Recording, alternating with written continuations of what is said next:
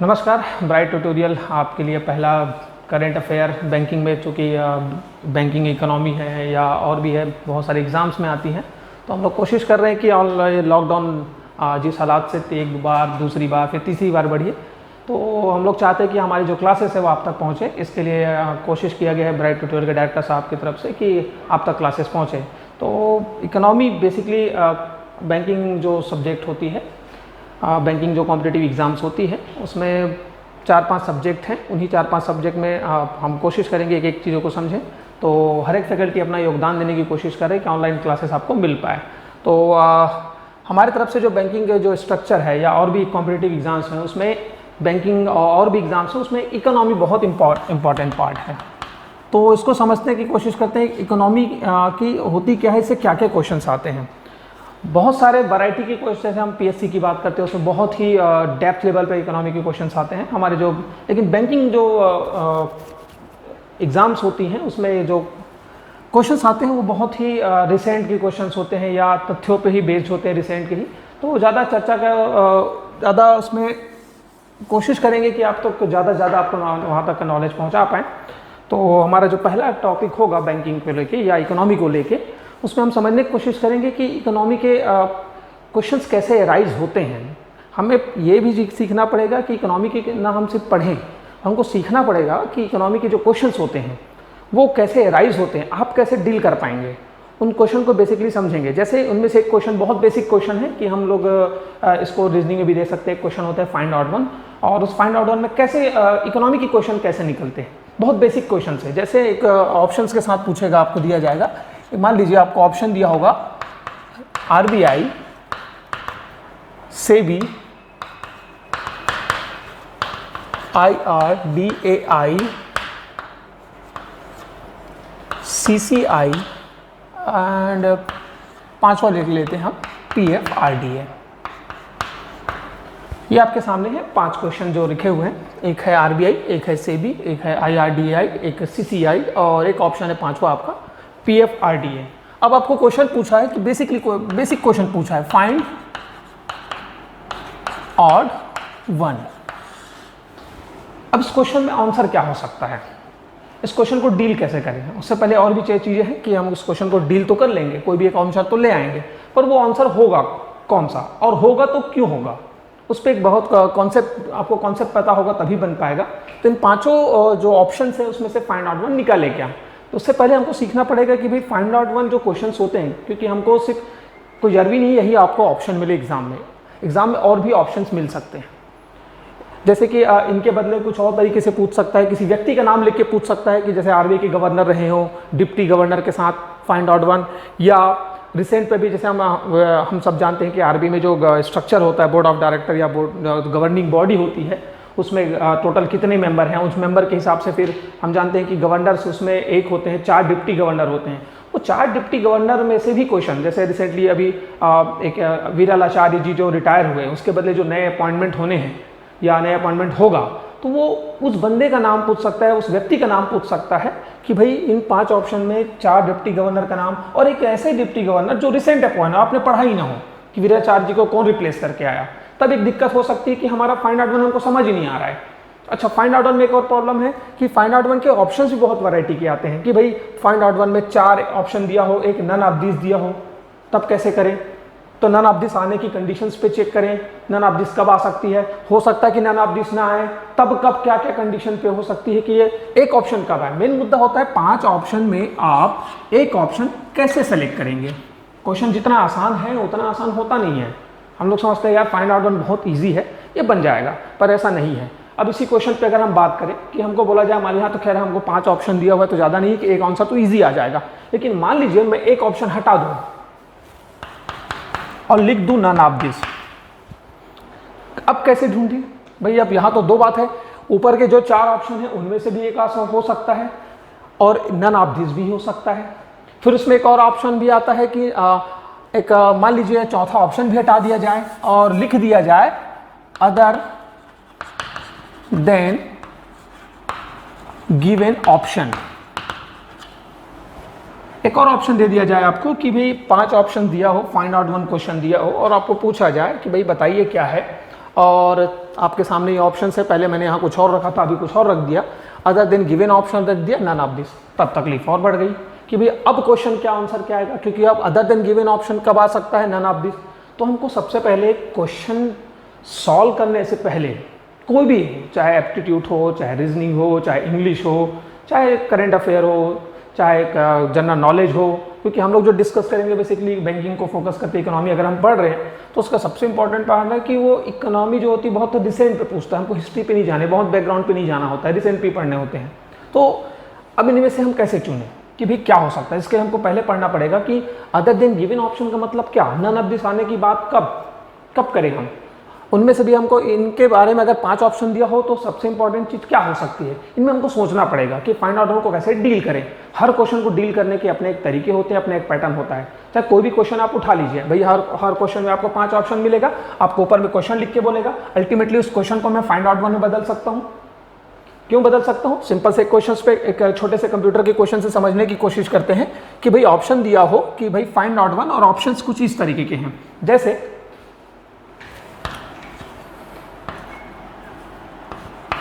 Light pen दिया हो, stylus दिया हो,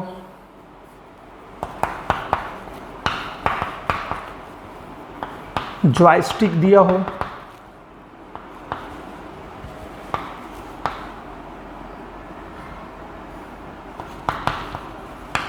ट्रैक बॉल दिया हो, और 5वां ऑप्शन दे दिया हो आपको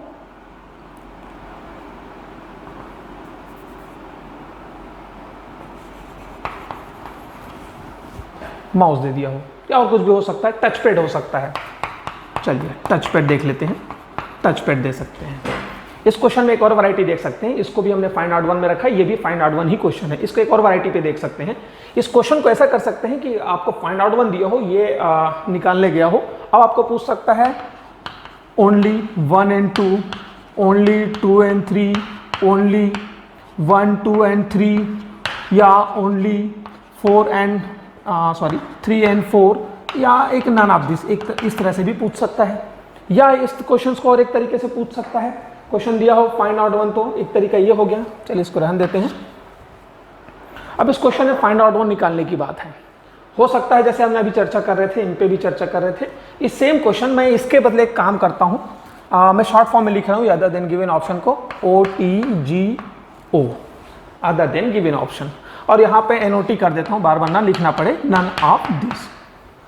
मान लो ऐसा दिया हो, तब अल्टीमेटली हमारा प्रॉब्लम फिर से वही आ गया कि अब देखिए फाइंड आउट वन एक्चुअल में, अब पहले तो हमको सीखना चाहिए ऑप्शन बाद में डील करें, पहले हमको सीखना पड़ेगा कि क्वेश्चन एक्चुअली पूछ क्या रहा है, तब जाके हम फाइंड आउट क्वेश्चन को डील कर सकते हैं कि भाई ऊपर वाले क्वेश्चन क्या बोलना चाहता है, फाइंड आउट वन मतलब क्या, हमको निकालना क्या है। जब तक वो नहीं पता तब तक मैं इसमें से फाइंड आउट वन नहीं निकाल पाऊंगा। तो निकालूं कैसे, इनके बीच हम सबसे पहले क्या जाने, पहले तो हमको फाइंड आउट वन का एक्चुअल में एक स्टेटमेंट में समझना पड़ेगा कि स्टेटमेंट में क्वेश्चन क्या बोल रहा है, इसको समझ के हम आगे जाके बढ़ सकते हैं। तो अब यहाँ पे अगर हम ढूंढें, यहाँ पे अगर हम बात करें तो प्रॉबेबली आपका आंसर क्या आ रहा है या क्या हो सकता है। लाइक मैं एक ऑप्शन हटा देता हूँ यहाँ से, इसको मैं नन ऑफ दिस ही रख देता हूँ, इसको मैं नन ऑफ दिस ही रखता हूँ, और इसको भी हटा देता हूँ, फिलहाल मैं ट्रैक बॉल ही रखा हुआ हूँ। तब क्या आंसर आ सकता है, ताकि हमें पता चले कि एक्चुअल में फाइंड आउट क्वेश्चन को हमको बदलने की एबिलिटी पे, क्योंकि हम चर्चा कर रहे थे कि किस क्वेश्चंस की बनावट क्या होनी चाहिए, उसके क्या स्ट्रक्चर होना चाहिए ताकि हम क्वेश्चन सॉल्व कर पाएँ। तो हम उसी पे चर्चा कर लेते हैं कि भाई अब ऐसा सिचुएशन आ गया है, जैसे इस पे ही चलते हैं। फाइंड आउट वन दिया मैंने, हम सबसे पहले सीखे कि क्वेश्चन कैसे निकलता है, न कि बनता कैसे है। क्योंकि क्वेश्चन कोई भी प्रॉब्लम, चाइल्डहुड में हमने देखा कि अगर हम क्वेश्चन को पहले सीख ले, जैसे हमारे छोटे भाई बहन होते हैं, अगर हम उसको पढ़ा रहे हों और क्वेश्चन को अगर हम उसको पहले उनको जो पढ़ाते हैं तो क्वेश्चन सबसे पहले हमको फॉर्मेट पता होता है, तब उनको जाके पूछते कि भी क्वेश्चन इसका क्या आएगा। तो हम सबसे पहले इंपॉर्टेंट चीज़ होती है वहाँ जब पूछते हैं, याद एक रिमेंबर होगा आपको कि जब हम उनको पूछें कि एक बनावट के साथ, तो आंसर हम लोग को पहले पता होता है, फिर हम पूछें कि तुमसे क्यों नहीं बना। सेम चीज़ यहाँ भी है, हम लोग क्या करते हैं नॉर्मली पूरा पढ़ लेते हैं टॉपिक को और कुछ नहीं बनता है। क्यों? क्योंकि हमने क्वेश्चन क्या क्या एक्सपेक्टेड पूछ सकता है उस पर कोई चर्चा नहीं करती है, सिर्फ हम बुक में लिखा है, मैगजीन में लिखा है, इसको थोड़ी रेड कर लेते हैं। वहीं से डीप में आज के अगर हम पेपर सिनारियो देखते हैं IBPS या और भी एग्जाम्स का, तो हम देखिएगा वहाँ पे उसके अंदर बहुत छोटे से छोटे पॉइंट को लेके क्वेश्चन पूछ देता है। क्यों? हमारा ध्यान क्यों नहीं गया? क्यों? क्योंकि हम सिर्फ पढ़े हैं उस पर। इस टॉपिक से क्या क्वेश्चन पूछ सकता है, इस पैसेज से क्या क्वेश्चन पूछ सकता है, जो हमने न्यूज़ पढ़े, इस पर कभी ध्यान हमने नहीं दिया। उसी का नतीजा है, तो उसी को ध्यान देने की कोशिश करते हैं, क्योंकि ये फाइंड आउट वन नहीं है सिर्फ। आप अगर हम ये इतनी लाइटली ले रहे हैं कि फाइंड आउट वन क्वेश्चन है और यार देखेंगे उसको, ऐसा नहीं है। क्योंकि फाइंड आउट वन क्वेश्चन की सबसे इंपॉर्टेंट बात होती है, इस क्वेश्चन को समझिए। हर क्वेश्चन फाइंड आउट वन में मैच होती है। कैसे मैच होती है? इस क्वेश्चन का डील करेंगे तो हमको समझ आएगी कि क्या हो सकता है। जैसे बहुत सारी रेट्स ऑफ इंटरेस्ट, मान लीजिए आरबीआई के मॉनेटरी पॉलिसी बहुत सारी रेट्स होंगी, ठीक है, रेट्स में लिखा हुआ है, क्वेश्चन पूछा फाइंड आउट वन। अब हमको समझ नहीं आ रहा क्या पूछ रहा है। हो सकता है वो रिजर्व रेशियो और इंटरेस्ट रेट के लिखा हो, कि जो रेट ऑफ इंटरेस्ट जो लिखा गया है पॉइंट्स में, या जिसमें लाइक CRR लिखा है, CRR जो % लिखा है, बाकी कहीं ना कहीं repo rate, reverse repo rate सब लिखा हुआ है, सब सही है। अब लिख दिएगा क्वेश्चन क्या कि रिसेंटली आरबीआई ने जो मॉनेटरी पॉलिसी में जो अनाउंसमेंट किया है, उसमें प्रेजेंट रेट के हिसाब से इनमें से कौन सा आउट वन है। अब इसका क्या मतलब निकला? समझ ही नहीं आया। क्यों समझ आया? क्योंकि हमने समझा रेट ऑफ इंटरेस्ट पूछ रहा है, सब तो रेट ऑफ इंटरेस्ट है। No, there is rate of interest as well as वहां पे जो बात कर रहा है रिजर्व रेशियो की, CRR है, SLR, they both are reserve ratio. और हमने बात किया repo rate, reverse repo rate, bank rate, MSF, ये सब जो बातें हैं ये सब इंटरेस्ट रेट है, तो वहां से आउट वन निकल सकता है। दैट मीन्स हुआ क्या, फाइंड आउट वन दिया, हमको समझ नहीं आया। एक्चुअल में वही अगर हम निकाल लिए रहते कि यार इसको और क्वेश्चन ऐसे बन सकता है, उसके कॉन्सेप्ट को समझते क्वेश्चन कैसे निकल सकता है, तो यही फाइंड आउट वन उस टाइम में पूछा तो हमसे आराम से बन जाता। इस पर चर्चा कर रहे हैं फिलहाल हम लोग कि ये जो क्वेश्चन है पहला, और इसके बाद में समझाने के लिए दूसरा, क्योंकि इस क्वेश्चन को डील करने से पहले ये भी उतनी इंपॉर्टेंट है, क्योंकि इन दोनों को बिना समझे हम आउट वन नहीं निकाल पाएंगे।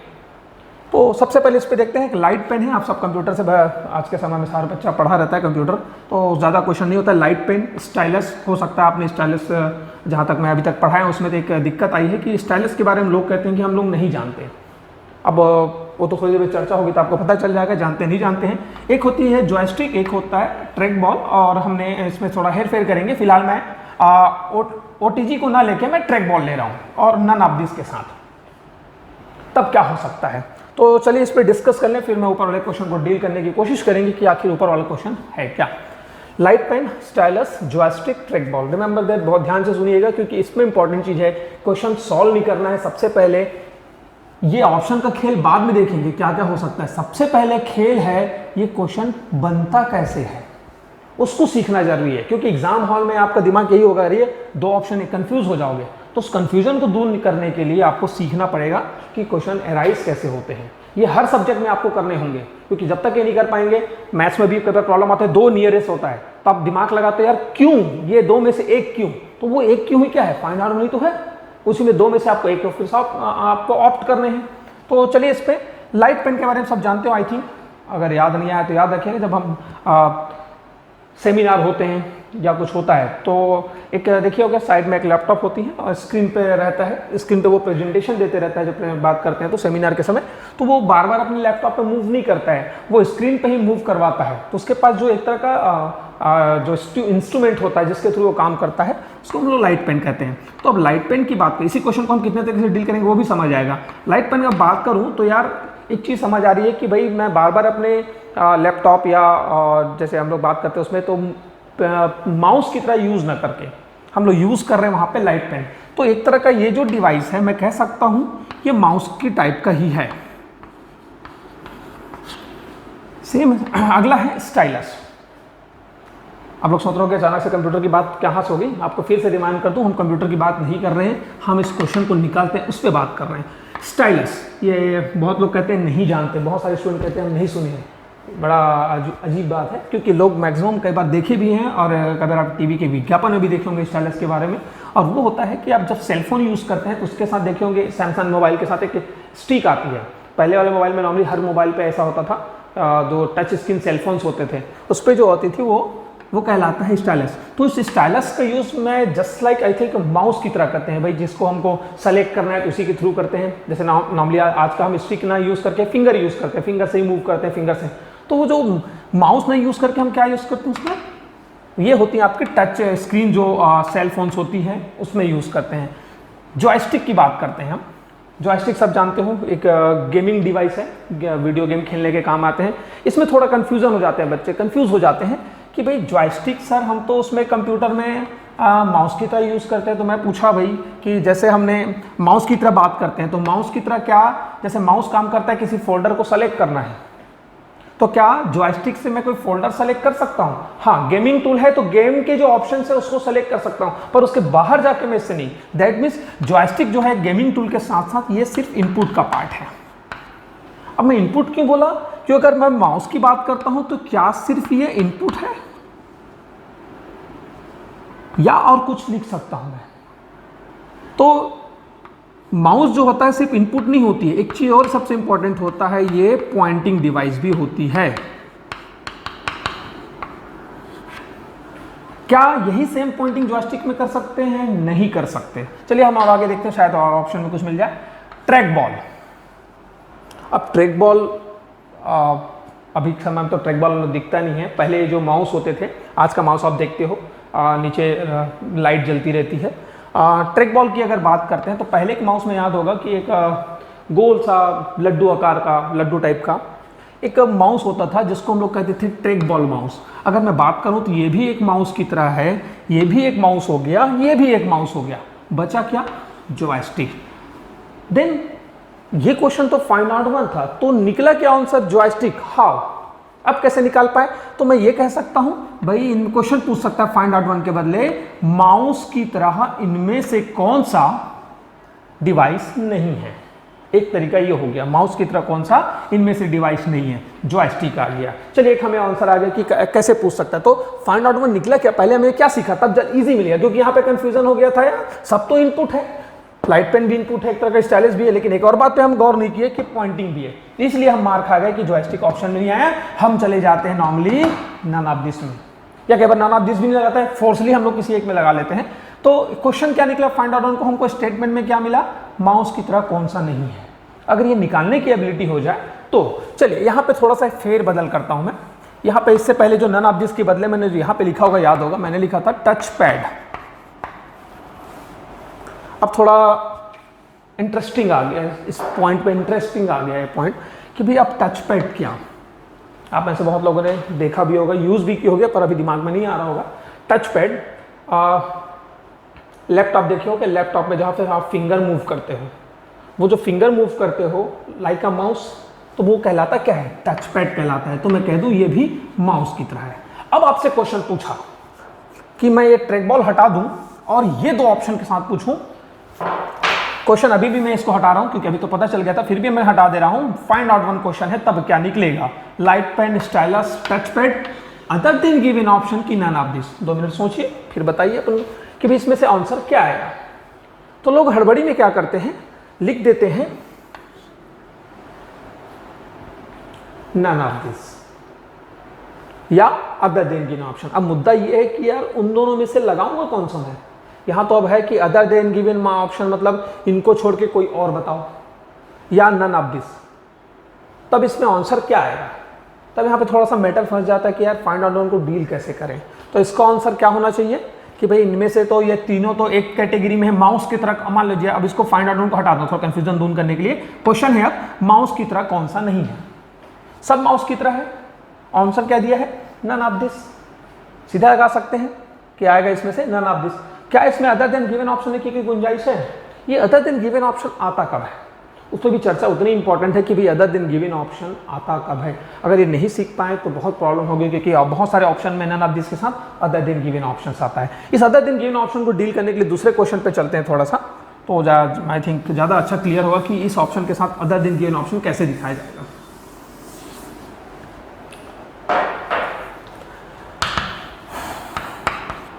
डॉक्टर मनमोहन सिंह,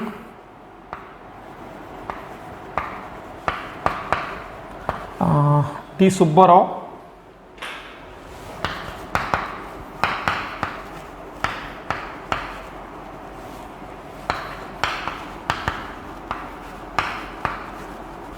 विमल जलान,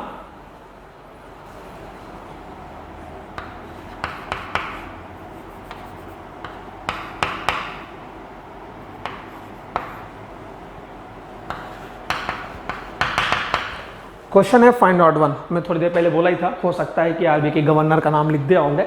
अब आपके सामने वही क्वेश्चन है कि भाई यहाँ भी तो आपको फाइंड आउट वन ही पूछ रहा है, उसने नहीं पूछा कि क्वेश्चन के आंसर को कैसे बनाएंगे हम। इस क्वेश्चन के आंसर को जब भी बना पाएंगे जब अपन को पता हो कि भाई इनके बारे में क्या संबंध है, ये क्या है, इनके बीच, कोई लोग कहते हैं इनके बीच रिलेशन पता हो। रिलेशन तो पता हो पर निकालोगे आउट वन कैसे जब रिलेशन पता हो। उसमें भी तकलीफ आएगी कि नन ऑफ दिस दिया हो तब ना 2 कंडीशन लगानी पड़ेगी हमको कि नन ऑफ भाई कब कब आ सकता है, कब कब नहीं आ सकता है। इस भी चर्चा कर लेंगे। तो यहाँ पे क्या आंसर लग रहा है, तो यहाँ पे नॉर्मली लोगों को लगता है यार डॉक्टर मनमोहन सिंह। क्यों लगता है? यहाँ तो देखिए डी सुब्बाराव आरबीआई के गवर्नर है, विमल जालान के बारे सुने होते हैं, अभी बहुत चर्चाओं में था। खासकर भारत सरकार को जब 1.76 लाख करोड़ जब ट्रांसफर किया गया आरबीआई के एक्सेस फंड, उस समय जो कमेटी बनी थी वो कमेटी विमल जालान कमेटी के द्वारा हुआ था। 1.76 लाख करोड़ गवर्नमेंट को ट्रांसफर किया गया था, तब एक कमेटी फॉर्म हुई थी, कैपिटल इकोनॉमिक फॉर्म कमेटी करके। तो इसमें से आंसर क्या आएगा? लोग नॉर्मली डॉक्टर मनमोहन सिंह को टिक करके पहला ऑप्शन देते टिक लगा देते हैं, ऐसा नहीं है। एक्चुअली डॉक्टर मनमोहन सिंह भी आरबीआई के गवर्नर रहे हैं। अब क्वेश्चन पूछा फाइंड आउट वन। अब हुआ क्या क्वेश्चन, इनमें से कौन सा आरबीआई के गवर्नर नहीं रहा है? सबके आरबीआई गवर्नर है, आंसर क्या है? None of this. तो इसीलिए कि फाइंड आउट वन जितना हम आसान समझते हैं उतना आसान होते नहीं है। एक क्वेश्चन और है जिसको शायद डील करना चाहिए। जैसे अभी हम रिसेंट सब जानते हैं, एक आरबीआई के गवर्नर के नाम हम सब जानते हैं, गवर्नर सब जानते हैं, उसी में से क्वेश्चन निकालो। बहुत ध्यान से सुनिएगा, पहले तो उस क्वेश्चन को सुन लीजिए, बोर्ड में लिखने से तो मेमोराइज नहीं होती है, तो कोशिश करते हो कि आप विजुअलाइज कर लें। क्वेश्चन है कि आरबीआई के जो वर्तमान गवर्नर है शक्तिकांत दास, मिस्टर शक्तिकांत दास जी, उनके रिगार्डिंग मैंने 2 क्वेश्चन हैं, बहुत ध्यान से सुनिएगा और 2 क्वेश्चन को पहले डिफ्रेंशिएट कर लीजिएगा, क्या वाकई दोनों क्वेश्चन एक है कि अलग है, ताकि इसका सही हम लोग को तरीका मिल जाए। शक्तिकांत दास जो अभी आरबीआई के गवर्नर हैं, उनसे 2 क्वेश्चन पूछ रहा हूँ। इनमें से शक्तिकांत दास किसके गवर्नर हैं? क्वेश्चन बहुत ध्यान से सुनिएगा कि क्वेश्चन ही आपको डिफ्रेंशिएट कर पाएगा। इनमें से शक्तिकांत दास इनमें से किसके गवर्नर हैं? ये मेरा पहला क्वेश्चन है, ठीक है। शक्तिकांत दास इनमें किसके गवर्नर हैं? दूसरा क्वेश्चन है शक्तिकांत दास इनमें से किस राज्य के, स्टेट के गवर्नर हैं? सॉरी, स्टेट के गवर्नर है। मेरा पहला क्वेश्चन है कि शक्तिकांत दास इनमें से किसके गवर्नर हैं। दूसरा है शक्तिकांत दास इनमें से किस राज्य के गवर्नर हैं। शायद ये हमको ज़्यादा इस क्वेश्चन का आंसर बहुत बड़ी बखूबी दे पाएगा। तो शक्तिकांत दास इनमें से किसके गवर्नर हैं, शक्तिकांत दास इनमें से किस राज्य के गवर्नर हैं। ऑप्शंस हैं Chhattisgarh, Bihar, West Bengal, other than given option. और कुछ समय बाद आपको दोनों ऑप्शन ही फेवरेट लगने लग जाएंगे, क्योंकि इन्हीं में बहुत खेल होता है। क्योंकि नॉर्मली लोग नन ऑफ दिस लगाते नहीं हैं, सोचते हैं नन ऑफ दिस नहीं हो सकता। तो चलिए, हो सकता है none of this other than given option बहुत कन्फ्यूजन हो, क्योंकि अब इस क्वेश्चन में रुला दिया हमको। क्या रुलाया? पहला क्वेश्चन पे ध्यान देते हैं। क्वेश्चन था शक्तिकांत दास इनमें से किस राज्य के गवर्नर हैं, सॉरी शक्तिकांत दास इनमें से किसके गवर्नर हैं। आंसर क्या आएगा? तो आंसर क्या आएगा उसके लिए समझना पड़ेगा। यहाँ पे तो क्वेश्चन बहुत ध्यान दीजिएगा ना, शक्तिकांत दास किसके गवर्नर हैं और शक्तिकांत दास इनमें से किस राज्य के गवर्नर हैं।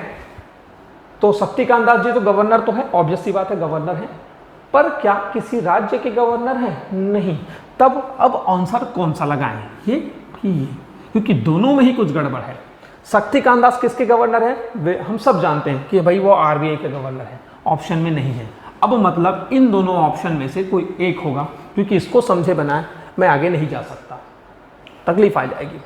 तो शक्तिकांत दास इनमें से किसके गवर्नर हैं? क्या किसी के गवर्नर हैं? हाँ, गवर्नर तो है, पर क्या वो आपको गिवन ऑप्शन में दिया हुआ है? नहीं है। कोई आपको मैं दूसरा ऑप्शन दूं, बता दोगे? जैसे मैंने आपको पूछा आपको क्या पसंद है, मैंने बोला कि आपको क्या पसंद है, मैंने बोला रसमलाई, मैंने बोला गुलाब जामुन, मैंने बोला जलेबी, ठीक है। और एक ऑप्शन दिया अदर देन गिवन ऑप्शन और एक दिया नन ऑफ दिस, ठीक है। रसमलाई, गुलाब जामुन, जलेबी। क्वेश्चन पूछा आपको इनमें से क्या पसंद है। ना आपको रसमलाई पसंद था, ना गुलाब जामुन पसंद था, ना जलेबी पसंद था, आपको पसंद था खोआ मिठाई। ठीक है, लेकिन वो ऑप्शन में नहीं दिया हुआ है। अब लगाओगे क्या ऑप्शन कि आपको इनमें से कौन सी मिठाई पसंद है, रस मलाई, गुलाब जामुन, जलेबी, याद रखिए आपको पसंद है तो क्या लगाएंगे, मीठा तो पसंद था आपको, या चमचम बोल सकते हैं, चमचम पसंद है, लेकिन वो ऑप्शन में दिया नहीं है। तो क्वेश्चन सामने वाला क्या पूछा आपको क्या पसंद है, क्या आप खाओगे रस मलाई खाओगे, बोले नहीं। गुलाब जामुन खाओगे, नहीं। जलेबी खाओगे, नहीं। क्या पसंद है, बोले चमचम पसंद है, ऑप्शन में दिया है। कोई और ऑप्शन दो, बताओगे, बोले यस। आंसर क्या आया, other than given option. That means किसी चीज का डेफिनेट आंसर हो, मान लीजिए आपको कुछ मिठाई पसंद नहीं है, कोई भी मीठा पसंद नहीं है और आपको ऑप्शन, तो आप सीधा बोल दोगे नन ऑफ दिस। क्यों, क्योंकि वो डेफिनेट आंसर तो आएगा नहीं, क्योंकि आप तो सब नाम ले रहे हो, वो मीठे का है, स्वीट है सब में, इसीलिए। तो क्वेश्चन है आपको क्या पसंद है, आपको इन तीनों में पसंद नहीं था, लेकिन हाँ मीठा में से कोई एक पसंद तो है, आपको ऑप्शन दिया कि वो दूसरा ऑप्शन तो बताओगे, बोले yes other than given option. मान लो आपको मिठाई कोई पसंद नहीं, तब क्या था, नन ऑफ दिस। इसका मतलब निकला जब किसी क्वेश्चन का डेफिनेट आंसर होता है तब उसमें अगर दिया हो कि 5 ऑप्शन ना दिया हो अदर देन गिवन ऑप्शन, तो हम वो ऑप्ट करते हैं, और उसका डेफिनेट आंसर नहीं होता है तो हम नन ऑफ दिस ऑप्ट करते हैं। सेम चीज ऊपर वाले क्वेश्चन में आप शायद लगाइएगा दिमाग। क्वेश्चन था शक्ति का अंदाज इनमें से किसके गवर्नर है, इज दिस डेफिनेट आंसर। अगर डेफिनेट आंसर है तो अभी थोड़ी देर पहले ट्रिक आई थी कि यार डेफिनेट आंसर हो और ऑप्शन में अवेलेबल नहीं है वो, लेकिन एक ऑप्शन आपको दिया है, कोई दूसरा ऑप्शन तो बता दोगे, बोले यस, तो अदर देन गिवन ऑप्शन। तो शक्ति का अंदाज किसके गवर्नर है, आरबी के, ऑप्शन में नहीं है, कोई और ऑप्शन तो बताओगे, हाँ अदर देन गिवन ऑप्शन। अच्छा दूसरे क्वेश्चन पे चलते हैं, दैट मींस इसका डेफिनेट आंसर आया अदर देन गिवन ऑप्शन। अगला क्वेश्चन चलते हैं, शक्ति का अंदाज इनमें से किस राज्य के गवर्नर हैं। क्या किसी राज्य का गवर्नर है, इसका कोई डेफिनेट आंसर है, नहीं। क्या आंसर आएगा सीधा, नन ऑफ दिस। तो ये जो ट्रिक होती है इस पे ध्यान देने वाली बात है कि कब कौन सा ऑप्शन हो सकता है, भाई other than given option, none of this, हो सकता है एक और ऑप्शन दो, नन ऑफ द एबव भी दे दे, तब क्या करें वो हम चर्चा करेंगे बाद में। फिलहाल ऊपर वाले क्वेश्चन पे डील कर ले। तो चलिए ऊपर वाले क्वेश्चन में चलते हैं। यहाँ तो हमको क्वेश्चन डायरेक्ट मिल गया था, क्योंकि ये जो ऑप्शन दिया था फाइंड आउट वन, शक्ति का अंदाज गवर्नर क्वेश्चन पूछे लिखा था, तो ultimately find out one question पे चलते हैं, इस क्वेश्चन को कैसे डील करें। क्वेश्चन बहुत ईजी है, आरबीआई है, सेबी है, आईआरडीआई है, अदर देन गिवन ऑप्शन है, नन ऑफ दिस है। अब उसको पहले तो हमको निकालने आना चाहिए कि ये पूछ क्या रहा है, तब जाके बनेगा। मैं एक काम करता हूँ, ये अदर देन गिवन ऑप्शन को हटा देता हूँ, क्योंकि हमको एक चीज़ सीखनी थी वो बची हुई है कि भाई और क्या क्या हो सकता है। तो इसको समझने के लिए मैं यहाँ पे CCI लिख देता हूँ, ताकि हमको पकड़ में आए कि और क्या हो सकता है इससे। अच्छा एक चीज़ और, एक तो हमने निकालना सीख गए कि क्वेश्चन और क्या हो सकता है। मतलब ये जो फाइंड आउट वन है, हमेशा सबसे पहले हमें निकालने की एटीट्यूड आनी चाहिए, एबिलिटी होनी चाहिए कि क्या इससे स्टेटमेंट में और क्वेश्चन निकल सकता है क्या। अगर हाँ तो इससे क्वेश्चन निकाल लेंगे। जब तक ये नहीं निकाल पाएंगे आप आंसर अंत अभी निकाल के देख लीजिए, आप फंसेंगे कहीं ना कहीं। तो सबसे पहले ऊपर के निकालने की आदत होनी चाहिए। उस पर भी बाद हम एक चर्चा कर लेते हैं, क्योंकि आज पहला सेशन है हमारा, और पहले सेशन में अगर मैं आगे बढ़ूँ और आपका बेस ना बनाओ, तो क्वेश्चन डील करने की एबिलिटी ना बने, तो फ्यूचर पे आपको फिर से वो दिक्कत आएगी, यार क्वेश्चन कैसे डील होगा, यहाँ पे फंस गए। 2 ऑप्शन हमेशा देखिएगा, हमेशा आप फंसेंगे 2 ऑप्शन में, नियर बाई ऑप्शंस में। तो ये एक दिक्कत को दूर करने के लिए हमको क्वेश्चंस की रियल प्रॉब्लम समझनी पड़ेगी कि क्वेश्चन नहीं भैया, और भी तरीके से सोचना पड़ेगा, एक ही तरीका नहीं होते। एक और तरीका है कि भाई अगर आपको 5 ऑप्शन दिया हो तो दिमाग लगा लेते हैं, नन ऑफ दिस न दिया हो, 5 ऑप्शन दिया हो, इसको मैं हटा दे रहा हूँ, इसके बदले में कोई और लिख देता हूँ। जैसे शुरू में लिखा था PFRDA, नन ऑफ दिस को मैं इग्नोर कर दे रहा हूँ। अब आपके सामने है क्वेश्चन है फाइंड आउट वन, और 5 ऑप्शन दिया है, ऑप्ट कैसे करेंगे। बोलेगे सर ये तो बहुत आसान है, एक आंसर आएगा, वो तो मुझे भी पता है एक आंसर आएगा, पर वो एक आंसर कौन होगा, ये कैसे डिसाइड करोगे आप, क्या क्या लॉजिक हो सकता है एक क्वेश्चन को आंसर को ढूंढने में। तो थोड़ा सोचते हैं क्या क्या हो सकता है एक आंसर ढूंढने में। तो नॉर्मली जब हम बात करते हैं तो लगता है यार कि 4 एक ग्रुप का हो, आउट पूछा सिंपल सा है, 4 एक ग्रुप का हो, 5 अलग आ जाएगा। सिर्फ वो एक आंसर आने का एक ही कंडीशन हो सकता है कि 4 एक ग्रुप का हो तब, और कोई कंडीशन नहीं हो सकती। जैसे 4 एक ग्रुप का है, ठीक है, एक आंसर आएगा, मान लीजिए ये आ गया, नो प्रॉब्लम, होता है, बिल्कुल है। मान लीजिए ऐसा ना हो तब, और कुछ हो सकता है, सोचते जरा, ये भी तो हो सकता है ये 2 एक ग्रुप का हो, ये 2 एक ग्रुप का हो, और ये दूसरे ग्रुप का हो, तब भी तो ऑड वन यही होगा, ये भी हो सकता है। या और कोई कंडीशन हो सकती है, चारों एक ग्रुप का हो तो एक आंसर, दो एक ग्रुप के, दो एक ग्रुप के, तब एक आंसर। हाँ ठीक है, कोई भी जरूरी नहीं ये हो, कोई भी हो सकता है, पर हमको आइडेंटिफाई करनी पड़ेगी। हम इसलिए कंफ्यूजन होते हैं क्योंकि हमको सिर्फ एक ही लॉजिक दिमाग में बैठा है कि भैया चार एक ग्रुप का है तो एक आंसर आएगा। हाँ हो सकता है वो चार ये दो हो, या ये दो हो, या ये तीन हो इसके साथ हो, ये हो सकता है, या ये तीन हो, ये आंसर हो सकता है, कुछ भी हो सकता है। पर हमारे दिमाग में लॉजिक नहीं, हमारा दिमाग सबसे पहले यही ढूंढता है चार एक जैसे हो, पांचवा अलग होगा तो हम लगा देंगे। नहीं, एक चीज और ध्यान देने वाली बात है कि ये दो एक ग्रुप के हो, ये दो एक ग्रुप के हो, तब कैसे करेंगे? तब तो फंस जाएंगे, तब तो निकाल लें, सिंपल सा है। अब छत्तीसगढ़ की बात कर लेते हैं। दो जो है बंदों का नाम लिखा है वो क्लास में वर्मा है, दो बंदों का नाम लिखा है वो साहू है, एक नाम लिखा है वो मान लीजिए निसाब सरनेम का है। हमने ध्यान नहीं दिया, हम तो बंदों का नाम देकर सबने पढ़ लिया, हमने गौर ही नहीं किया कि ऐसा भी हो जाएगा। हमने क्या समझा, सब साहू है, लिख दिए निसाब का, ऐसा भी गड़बड़ हो जाएगी क्योंकि हम इसमें निसाब में नाम कंफ्यूजन हो जाएगा। तो इसीलिए ध्यान रखने वाली बात है कि भी कैसे डील करें। तो नन ऑफ दिस ना हो, पांच ऑप्शन दिया हो तो क्या क्या कंडीशन में एक आंसर आ सकता है। पहला एक तरीका आया कि चार एक ग्रुप का हो, पांचवा दूसरा हो, या दो एक ग्रुप के, दो एक ग्रुप के हों तब एक आंसर आएगा। और कोई कंडीशन हो सकती है क्या? बोले सर चार अलग ग्रुप के हो गया, ऑब्वियस सी बात है, जब चार अलग ग्रुप का पांचवा भी अलग ग्रुप हो गया, आंसर कौन सा आएगा? तब तो आने सारा। तो दो ही कंडीशन हो सकती है कि पांच ऑप्शन दिया हो, नन ऑफ दिस ना आया हो, तब आपका आंसर। तो ध्यान रखेंगे कि पांच ऑप्शन दिया हो, नन ऑफ दिस ना दिया हो, तो दो एक ग्रुप के, दो एक ग्रुप के एक आंसर हो सकता है, या चारों एक ग्रुप के हो तब एक आंसर हो सकता है। ये तो हो क्या, कितना आसान था ना फाइंड आउट को ढूंढ के निकालना। चलिए और चलते हैं दूसरा, नन ऑफ दिस के साथ खेलते हैं थोड़ा। नन ऑफ दिस दे दिया हो तो और तकलीफ। अब वो तकलीफ कैसे? अब एक तो हमको दो कंडीशन और लगानी पड़ेगी यार, नन ऑफ दिस कब कब आ सकता है और नन ऑफ दिस कब नहीं आ सकता है। हो सकता है उधर कोई और ऑप्शन, ये बात अलग है। फिलहाल चार ऑप्शन दिया हो, नन ऑफ दिस दिया हो, तो पहले तो आपको ये चेक करना पड़ेगा क्योंकि आपका क्लॉज हर जगह मैच होनी चाहिए कि मैंने यहाँ पे जो लिखा है वो हर जगह फिट बैठनी चाहिए, अदरवाइज आंसर गलत हो जाएगा। तो फिट बैठनी चाहिए। तो पांच ऑप्शन दिया है, उसमें एक नन ऑफ दिस दिया है, तो सबसे पहले तो दो दिमाग लगानी पड़ेगी, नन ऑफ दिस आ सकता है कि नहीं आ सकता। अगर नहीं आ सकता तब कब कब नहीं आएगा, आ सकता है तो कब कब आ सकता है। तो पहले क्या चेक करें, चलिए नन ऑफ दिस ना आने की कंडीशन पे चेक करते हैं, कब कब नहीं आ सकता नन ऑफ दिस। सिंपल है नहीं आने के लिए, तीन एक ग्रुप का हो, चौथा दूसरे ग्रुप का हो। अब वो तीन बोलो मतलब यही तीन नहीं, इधर कभी तीन हो सकता है, या ये दो ये भी हो सकता है, कोई भी तीन हो सकता है। जब तीन एक ग्रुप का हो, चौथा दूसरे ग्रुप का हो, तभी नन ऑफ दिस नहीं आ सकता। और कोई कंडीशन है तो सोच लीजिए।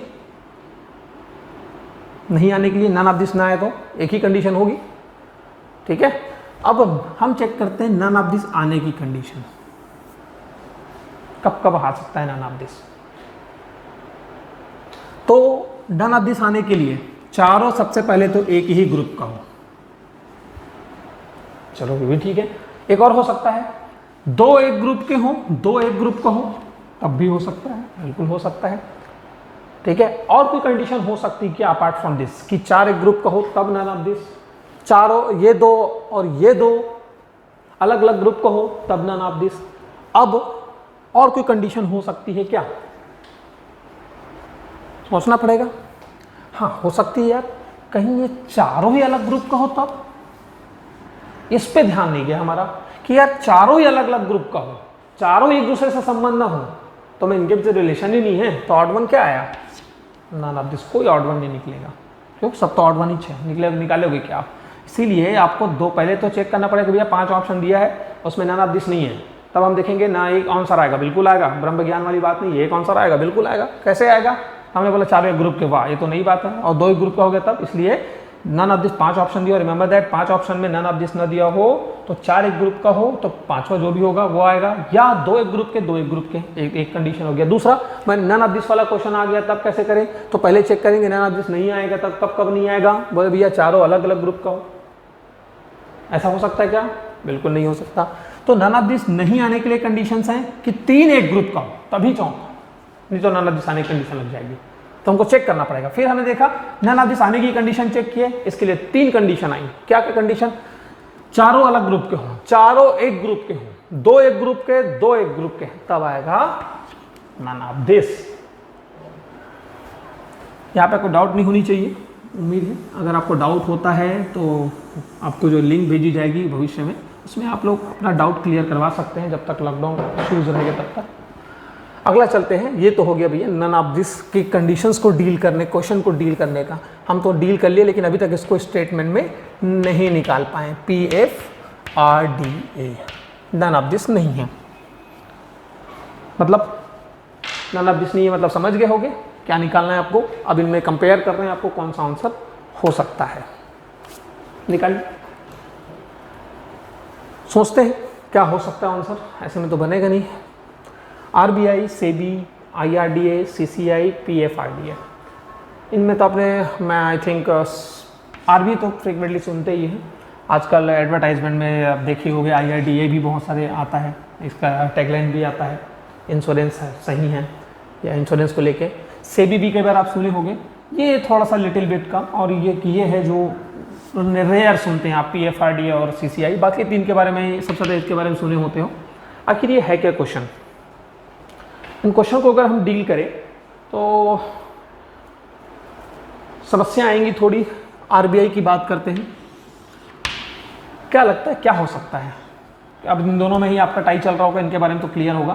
तो जरा कंपेयर करते हैं भाई हो क्या सकता है। RBI करता क्या है, तो लोग कहते हैं सर इसका ये गलत क्वेश्चन है। बोले क्यों, बोले सर ये सब रेगुलेटर है। जो लोग थोड़ा बहुत जानते हैं बोलते हैं वो रेगुलेटर है। कैसे रेगुलेटर है, RBI सर ये मनी मार्केट को रेगुलेट करता है। बोले ठीक है सर, बिल्कुल सही बोला आपने।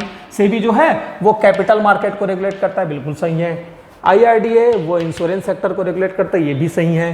ये PFRDA, यहाँ पे कंफ्यूजन है क्योंकि इसके साथ एक और संस्था होती है जो कंफ्यूज करता है, EPFO। इनमें से थोड़ा कंफ्यूजन है, पेपर में कई बार इनसे भी क्वेश्चन पूछता है भाई इनमें से कौन सी ऐसी संस्था है जो इंश्योरेंस सेक्टर को रेगुलेट करता है, हम IRDA, कौन सा कैपिटल मार्केट को, ये कौन सा मनी मार्केट। डायरेक्ट क्वेश्चन ऐसे भी आते हैं इससे, इनमें से कौन सी संस्था लिख देगा जो मनी मार्केट को, RBI, कैपिटल मार्केट, इंश्योरेंस। अब इन दोनों में एक प्रोविडेंट फंड है और एक पेंशन फंड है। तो अगर मैं बात करूं PFRDA, pension fund regulatory and development authority, employees provident fund organisation, here is the provident fund, here is the pension. तो इन दोनों में थोड़ा ध्यान रखिएगा, ये प्रोविडेंट फंड है और ये पेंशन है, गड़बड़ नहीं करेंगे। ये तो चलिए, इसका रेगुलेटर, ये भी एक रेगुलेटर, ये भी एक रेगुलेटर है, ये भी एक रेगुलेटर हुआ। हो सकता है ये भी ऑप्शन में आए कल के दिन में, क्या पता, हो सकता है ये ना दे, ट्राई भी दे दे, कोई जरूरी नहीं है। ट्राई सुने होंगे, telecom regulatory authority of India, try, तो टेलीकॉम सेक्टर को रेगुलेट करता है, ये भी दे दे, ये भी रेगुलेटर एक तरह का। CCI बहुत ही एक अच्छी संस्था और बहुत बड़ी संस्था जो एक रेगुलेटर की तरह काम करता है। इसके दो तीन काम हैं, अभी हम लोग फिलहाल एक ही क्वेश्चन पर डील करें। इसका एक काम है, ये रेगुलेट कर इकोनॉमी में या जो इंडस्ट्री होती है उसमें हेल्दी कंपटीशन रहे। तो कई बार आप न्यूज़ अगर पढ़े होंगे तो गौर करिएगा, यहाँ पे लिखा रहता है फेयर मार्केट वॉचडॉग। इसका मतलब इकोनॉमी में जो कंपनी कभी कभी अनफेयर ट्रेड करती है, व्यापार करती है, उनको कैसे देखें। अगर अनफेयर व्यापार कर रहे हैं तो उसके लिए देख रेख के लिए कोई संस्था होनी चाहिए। वो जो रेगुलेटर है वो है CCI, competition commission of India. अब बात है सब रेगुलेटर है, मुद्दा फंस गया, क्वेश्चन गलत है। बोले वाह, क्वेश्चन ही गलत हो गया, फिर तो झंझट खत्म, क्वेश्चन गलत तो आपको तो बोनस मार्क्स मिल जाएगा।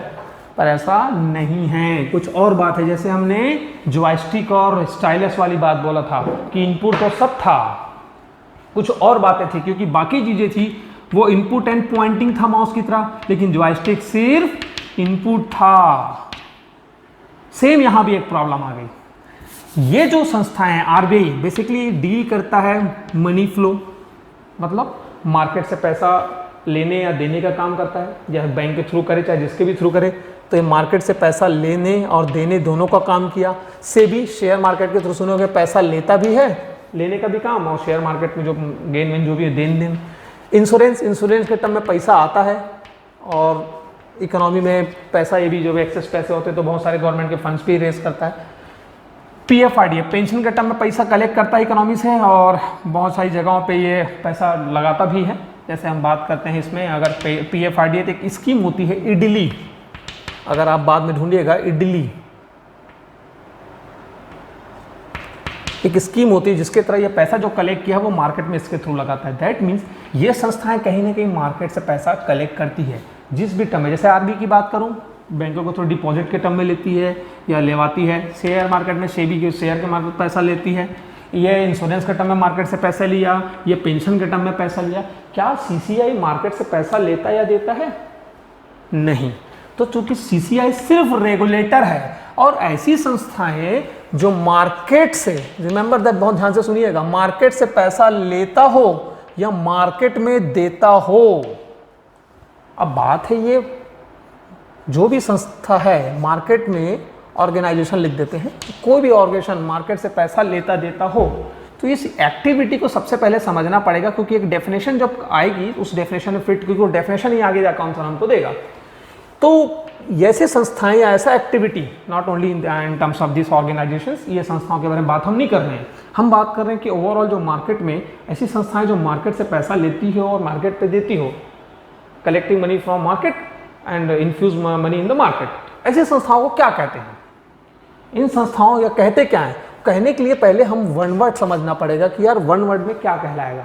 हम लोग नॉर्मली सुनते हैं ना वन वर्ड की, जो कभी न मरे अमर, ऑल दैट, ठीक है। तो उसी तरह का वन वर्ड में ऐसी एक्टिविटी को कहते क्या है कि मार्केट से पैसा ले और मार्केट में लगाए। अच्छा, इस बीच एक्टिविटी में होता क्या? बेसिकली आपने पैसा दिया, बिल्कुल दिया, आपको बोलता है कि हमको 4% रेट ऑफ इंटरेस्ट से हमको वापस मिलेगा। लेट अस ड्यू, होता क्या इस एक्टिविटी में? जिससे सारा डेफिनेशन हमारा इजी हो जाएगा। आपने मान लीजिए 100 रुपये किसी ऑर्गेनाइजेशन को दिया, आप उसके लिए मार्केट है, उस ऑर्गेनाइजेशन ने आपको बोला कि हम 4% से आपको वापस करेंगे। At the end after that आपको वापस करेगा, हुआ लेन देन एक तरह का मार्केट से, तो ये कितना करेगा? 4% में आपको वापस करेगा 104 रुपये। हुआ क्या? बना क्या? या हो सकता है यही मार्केट लोन के टर्म में हमसे मार्केट बैंक में लेती है 4% या 8% जो भी रेट ऑफ इंटरेस्ट लगाती है, लोन देती है, 4 रुपये लिया, तो हुआ क्या? इस 100 रुपये के चक्कर में कितना रुपये हमसे बना? तो पैसे से पैसे बनना, आप ऐसा तो नहीं कह सकते डेफिनेशन में पैसे से पैसा बनता है तो जुआ हो गया, फिर तो ऐसा नहीं कह सकते। तो पैसे से पैसे बनने की जो एक्टिविटी होती है, लीगली तौर पे होती है, इसको हम लोग कहते हैं टर्म्स में कैपिटल फॉर्मेशन। और ऐसी संस्थाएं जो इसमें इन्वॉल्व होती है उसको कहते हैं फाइनेंशियल इंस्टीट्यूट। ऑल फाइनेंशियल जितने इंस्टीट्यूट है मैक्सिमम जो उसको रेगुलेट करती है, रेगुलेटर भी है साथ साथ। तो एक डेफिनेशन आया, व्हाट इज फाइनेंशियल इंस्टीट्यूट, फिर हम अलग डेफिनेशन बाद में देख लेंगे, अगले क्लास में हम देख लेंगे। What is financial institute? Simple सा, ऐसी संस्थाएं जो मार्केट से पैसा लेती हो। अब कैसा लेता है वो हमें मतलब नहीं है, क्योंकि इनके डेफिनेशन बोल जाएगा। मार्केट में ना डिपॉजिट के टर्म में लेती देती हो, लोन के टर्म में ना डिपॉजिट के टर्म में लेता हो, लोन के टर्म में देता हो आरबीआई या बैंक। अब किससे लेवाती है? शेयर मार्केट के टर्म में सेबी, इंश्योरेंस के टर्म में लेता देता हो आईआरडीए, इनके डेफिनेशंस बन जाएंगी। तो हम बात करें सिर्फ होता क्या है, तो ऐसी संस्थाएं जो मार्केट से पैसा लेती देती हो या इनफ्लो आउटफ्लो करती हो, ऐसी एक्टिविटी को फाइनेंशियल कैपिटल फॉर्मेशन कहते हैं। और वो संस्थाएं जो कैपिटल फॉर्मेशन में पार्टिसिपेट करती है उसे हम financial institute. That means question है इनमें से कौन सा फाइनेंशियल इंस्टीट्यूट नहीं है? तो ये हो जाएगा आपका आंसर सीसीआई। क्यों होगा? समझ आ गया? तो दैट मीन्स एक डेफिनेशन लिख लीजिएगा कि व्हाट इज फाइनेंशियल इंस्टीट्यूट। ऐसी संस्थाएं जो मार्केट से पैसा, पहले तो इसको डिफाइन करिएगा कैपिटल फॉर्मेशन होता क्या है। ऐसी एक्टिविटी जिसमें मार्केट से पैसा लिया गया और मार्केट में लगाया गया है, इस एक्टिविटी के वजह से जो मनी फॉर्म होती है उसको हम कैपिटल फॉर्मेशन कहते हैं। और जो संस्थाएं ऐसा एक्टिविटी करती है उसे हम फाइनेंशियल इंस्टीट्यूट कहते हैं। क्या सीसीआई ऐसा करता है? बिल्कुल नहीं। ट्राई ऐसा करता है? बिल्कुल नहीं। तो ऐसी संस्थाएं, तो आंसर आएगा आपका सीसीआई। तो आज की क्लास में बस इतना ही। आगे हम और इसके आगे हम जब कहानी सुनेंगे या इसके आगे जब हम इस क्लासेस होंगी, कहानियाँ बोलूँगा, ऑब्वियस सी बात है, क्योंकि अगर आप एक कहानी समझ के पढ़ेंगे तो ज़्यादा इफेक्टिव होगा, आपको ज़्यादा चीज़ें समझ आएगी। अगले क्लास में इसके आगे हम चर्चा करेंगे इनकी फंक्शनिंग को लेके, कि आरबी कैसे काम करता है, या आरबी के द्वारा भी क्या गाइडलाइंस आया, या बेसिक इकोनॉमी में जो हम लोग के पास जो एक्सेस करते हैं उस पर क्या बातें होंगी, इस पर हम अगले क्लास में चर्चा करेंगे। चलिए, थैंक यू।